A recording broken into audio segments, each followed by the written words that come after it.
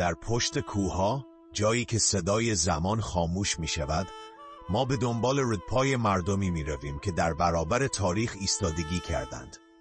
ملتی که نه تنها محدود به جغرافیاست و نه تعریف شده با یک پرچم. آنها در حاشیه تاریخ قدم زدند، اما ردپایی در قلب آن گذاشتند. آنها کرده‌ها هستند. اما کرده‌ها چه کسانی هستند؟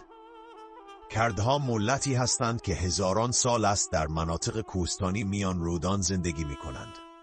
برای شناخت آنها باید سکوت کتاب‌های تاریخ و بی‌تفاوتی اسناد رسمی را پشت سر گذاشت.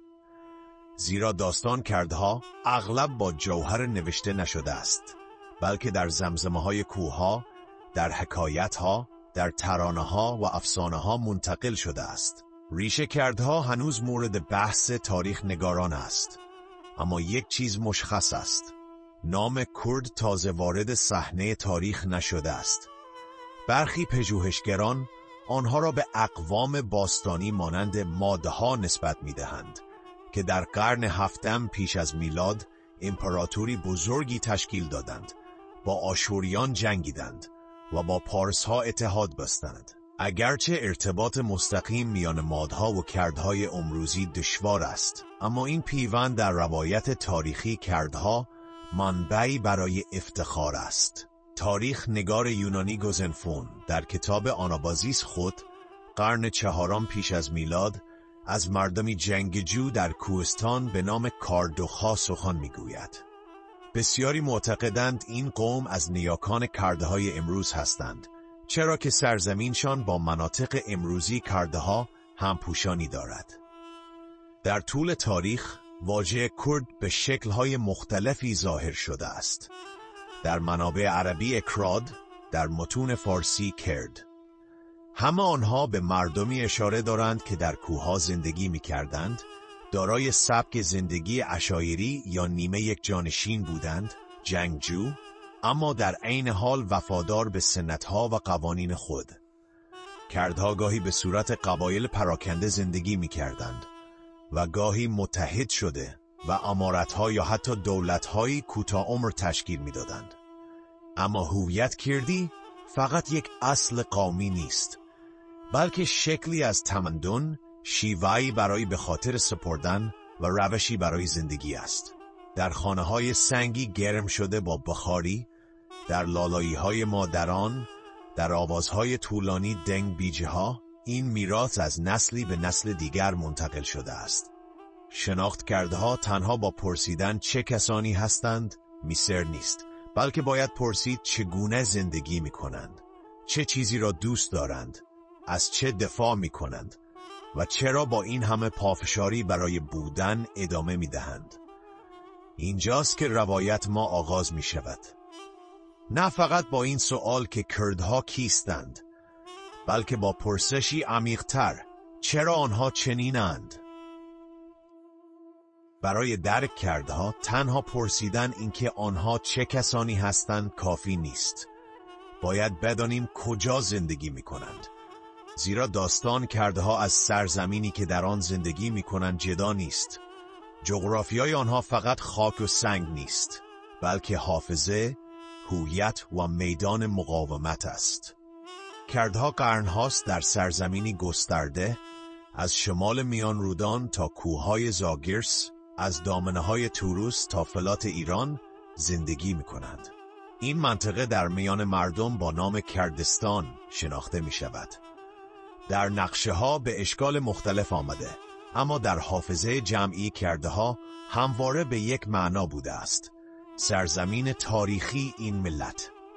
امروزه این سرزمین میان 4 کشور تقسیم شده است: ترکیه، ایران، عراق و سوریه. اما مرزهایی که قدرت‌ها کشیدند نتوانستند آوازهای مشترک، پیوندهای قبیله‌ای و حافظه جمعی را خاموش کنند. فرهنگ کردی مرز نمی‌شناسد. در شرق و جنوب شرقی ترکیه، از دیاربکر تا وان، از هکاری تا ماردین، از بیتلیس تا شرناک، این مناطق همواره خانه کرده ها بودند. این مکانها فقط نقاطی روی نقشه نیستند، بلکه مکانهایی هستند که در شهرها آمدند، در ترانه‌ها خوانده شدند و در مارثیه‌ها سوگواری شدند. در این سرزمین کردها قرنها زمین را کشت کردند، دام پروراندند و با ریتم طبیعت و سنت زندگی کردند. در دوران عثمانی بسیاری از رهبران کرد با مرکز همکاری می‌کردند و استقلال داخلی خود را حفظ می‌کردند. اما با تأسیس جمهوری ترکیه دوره‌ای جدید آغاز شد. یک ملت، یک زبان و دوران انکار آغاز شد. هویت کردی از گفتمان رسمی حذف شد. واژه کرد با عباراتی چون ترکوهی جایگزین شد. زبان کردی ممنوع شد. صحبت کردن، نوشتن یا آموزشان جرم تلقی می شد. هزاران روستا تغییر نام دادند. کوهها، رودخانه‌ها و مناطق با نام‌های جدید بازنویسی شدند در تلاشی برای پاک کردن حافظه. نتیجه فاجعه‌ای فرهنگی و فیزیکی و پاسخ به زودی آمد. قیام شیخ سعید در سال 1836، سپس قیام آرارات و فاجعه در سیم در 1838. اینها فقط شورش‌های مسلحانه نبودند، بلکه فریادهای ملتی بودند که از حق وجود محروم شده بودند. اما هر قیامی با خشونت جدید در جشن هزاران نفر کشته شدند، خانواده‌ها آواره شدند، روستاها سوزانده شدند و برای دهه‌ها سکوت حاکم شد. در دهه‌های حذف و حس، نسل جدیدی از کردها در دانشگاه‌ها و شهرها شروع به پرسش درباره هویت خود کردند. سپس کودتای حزب وسط فرا رسید، نقطه عطفی که موجی از سرکوب شدید را به دنبال داشت.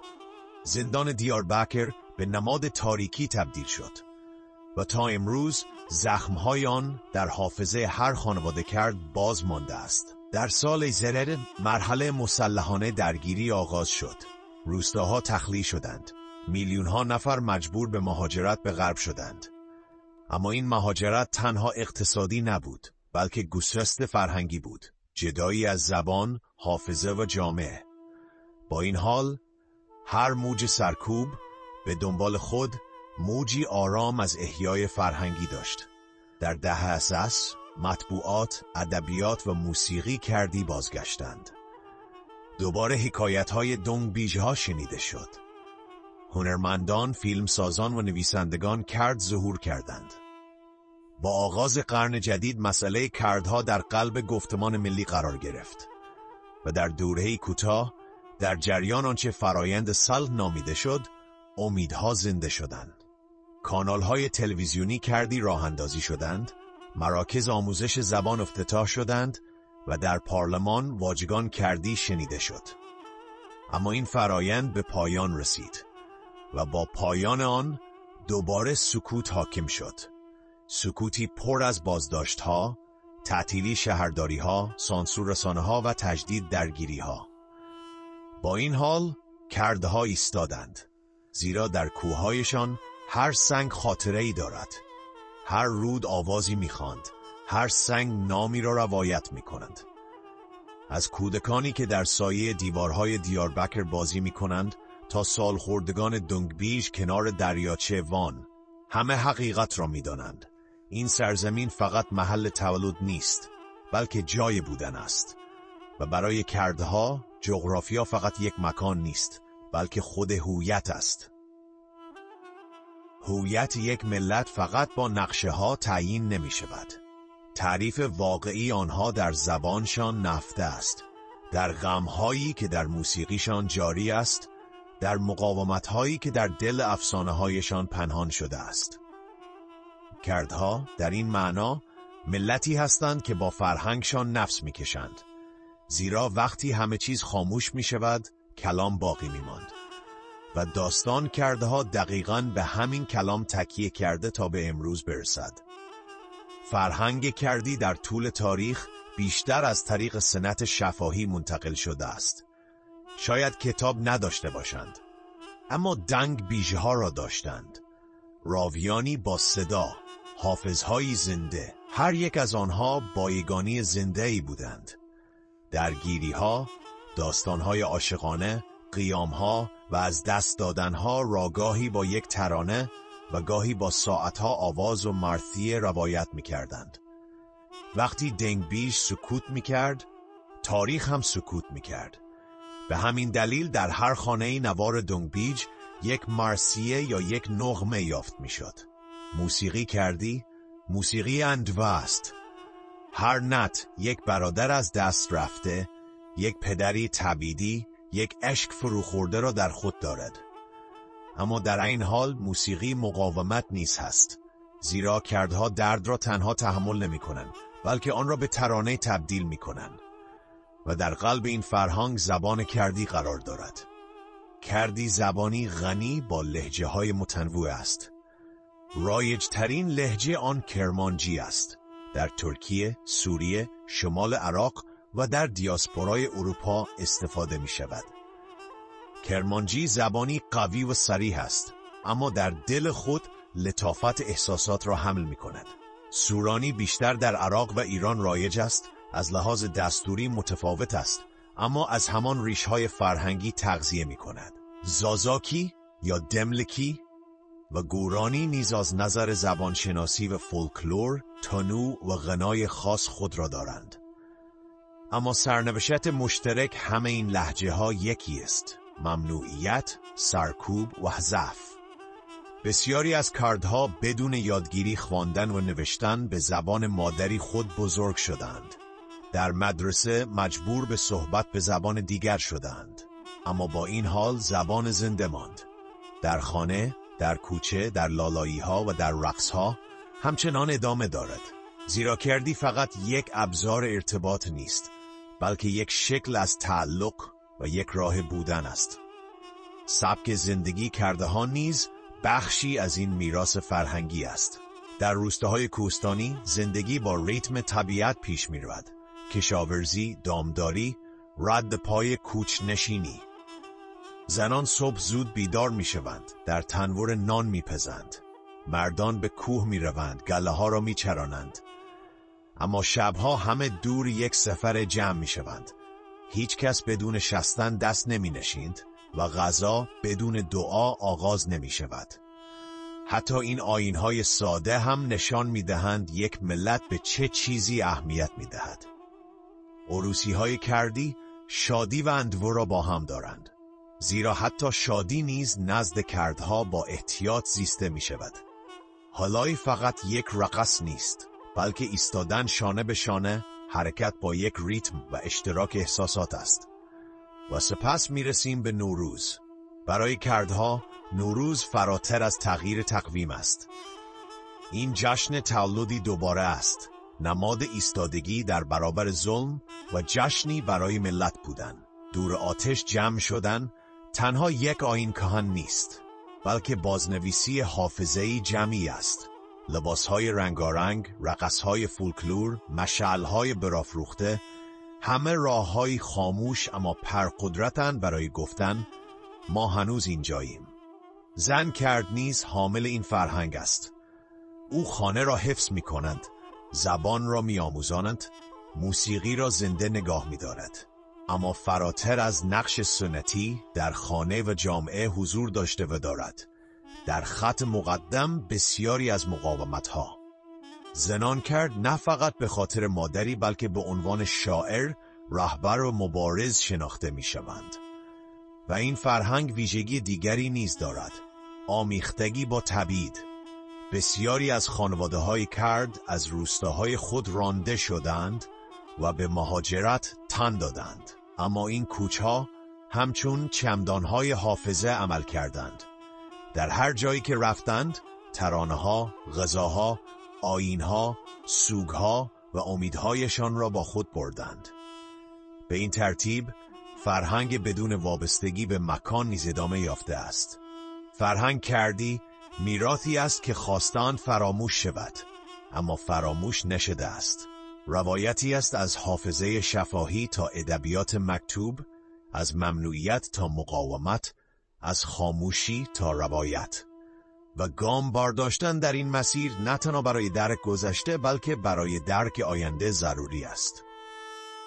سکوت تاریخ اغلب با صدای قدرتمندان پر می شود، اما در دل این سکوت ملتی صدای خود را حمل کرده است، گاه در نجوا، گاه در ناله و گاهی در فریادی که آسمان را می‌لرزانند. تاریخ کرده‌ها چنین تاریخی است. هرگاه خواستند نام خود را در تاریخ ثبت کنند، پاک شد. هرگاه خواستند آنها را ساکت کنند، از جای دیگر با صدای دیگر دوباره سخن گفتند.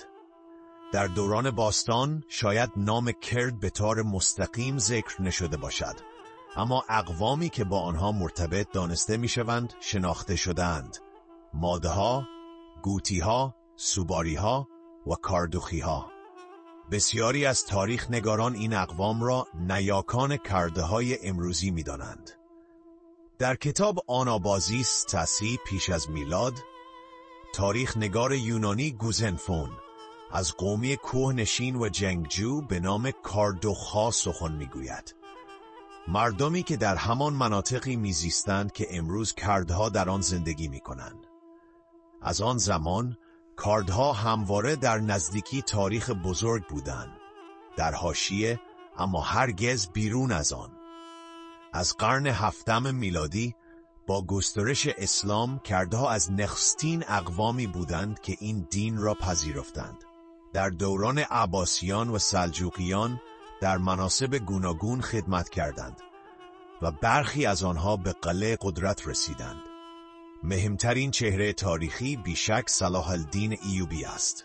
در قرن 12 او بیت المقدس را از صلیبی ها باز پس گرفت و نه تنها در جهان اسلام بلکه در اروپا نیز مورد احترام بود. او بنیانگذار سلسله ایوبیان بود و کردتبار بود. تا به امروز نام او میان کردها با افتخار یاد می شود، نماد کرامت، حکمت و ایستادگی. در طول قرون وسطی کردها امارت‌های مستقلی تأسیس کردند: بیتلیس، بوتان، حکاری، سوران، بهدینان. این امارت‌ها اغلب به عنوان مناطق حائل میان دو امپراتوری آسمانی و سفوی عمل می‌کردند. در قرن 16 امپراتوری عثمانی با واسطه عالم و دیپلمات کرد، ادریس بدلیسی با رهبران کرد پیمان بست. در ازای آن به آنها خودمختاری داخلی اعطا شد.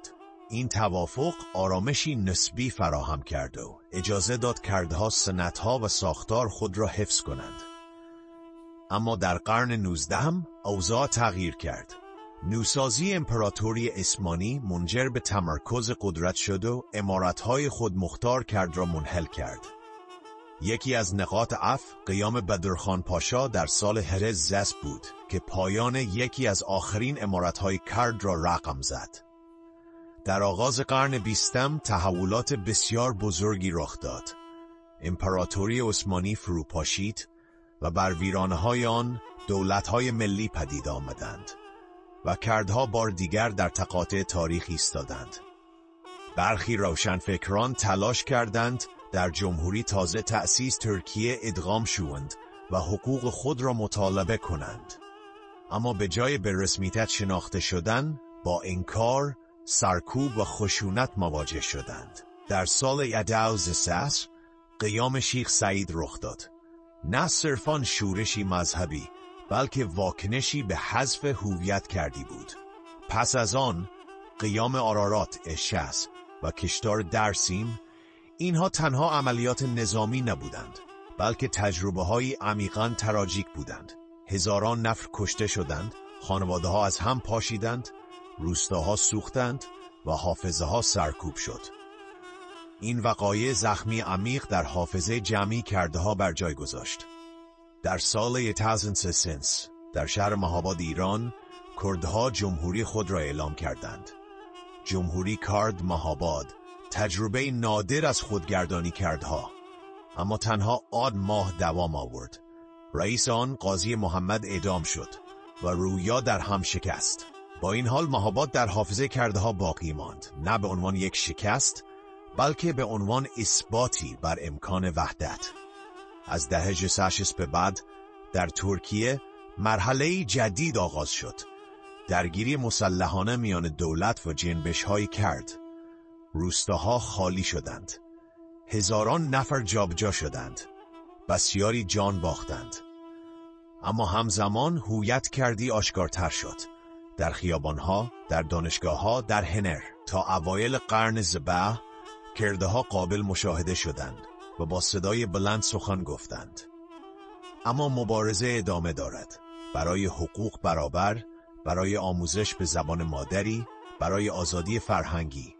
تاریخ کردها را نه فقط با روایت رنج میتوان بیان کرد و نه فقط با داستانهای قهرمانی، بلکه این تاریخی است بافته شده از اندوه و مقاومت، سکوت و فریاد، از دست دادن و بقا. و شاید مهمترین نکته این باشد، کردها ملتی هستند که خواسته شده بود از بین بروند، اما هر باراز نوزاده شدند. امروز صدای کردها دیگر فقط از کوهها شنیده نمی شود، بلکه در سالن‌های دانشگاهی طنین انداز است، در جشنواره‌های فیلم، در صفحات رمان‌ها، در هر بستری از رسانه‌های اجتماعی. روزی وجودشان انکار می‌شد، اما اکنون در تلاشند داستان خود را روایت کنند، با زبان خود، با کلمات خود، با صدای خود. اما این حضور به آسانی به دست نیامده است. بر بستر قرنی از سکوت، حافظه‌های پاک شده و هویت‌هایی ساخته شده که خواستند دفن شوند، بنا شده است. هر واژه، هر ترانه، هر کتاب اثری از یک مقاومت را در خود دارد. کردها هنوز در 4 منطقه اصلی زندگی می‌کنند: ترکیه، ایران، عراق و سوریه. اما فراتر از این مناطق یک دیاسپورای قدرتمند کرد شکل گرفته است. از آلمان تا سوئد، از کانادا تا استرالیا میلیون‌ها کرد تبعید را به شکل بقا تبدیل کردند.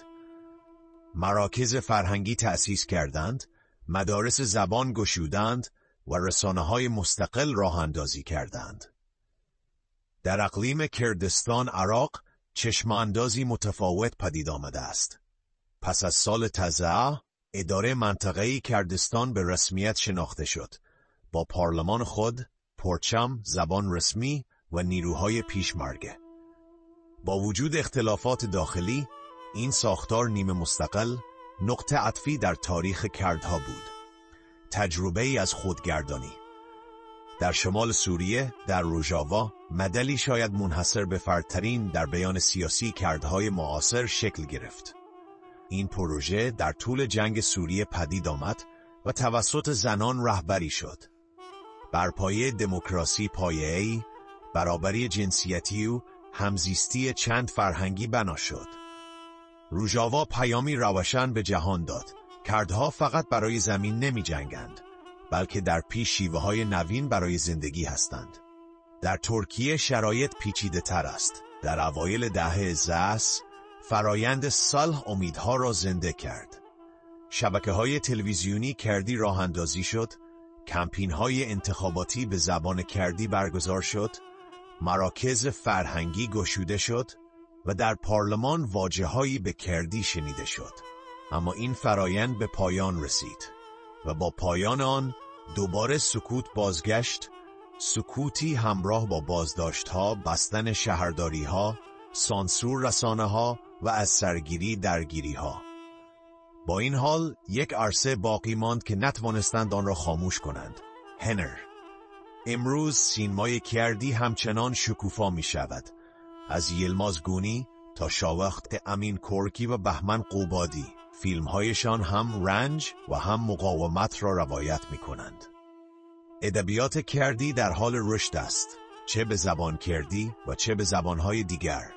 صداهایی چون محمد اوزون، مراد خان موغان و بژان ماتور از مکانهای مختلفی سخن میگویند، اما از یک سرچشمه اند.